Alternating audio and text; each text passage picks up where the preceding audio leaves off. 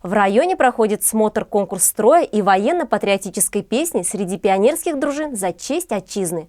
В этом году конкурс проходит в онлайн-формате, но на боевой настрой победы ребят это не повлияло. Хоть этот конкурс не просто подготовки и требует от ребят стойкости, умения и терпения, количество его участников возрастает с каждым годом.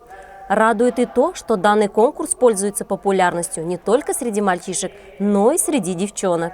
Ходила на уроки ОБЖ. Я с сестрой ходила на тренировки. Она тоже участвовала в этом соревновании.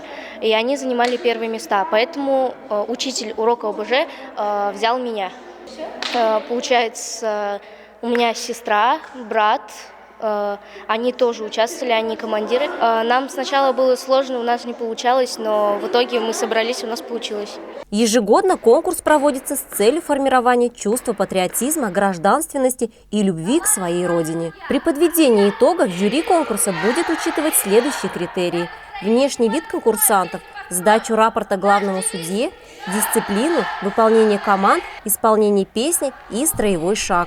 Вот уже несколько лет смотр-конкурс строя и военно-патриотической песни за честь отчизны является наглядным примером для многих школьников. А значит, у сегодняшних пионеров в будущем подрастет достойная смена. Здорово, что таких ребят в нашем районе все больше. Так держать!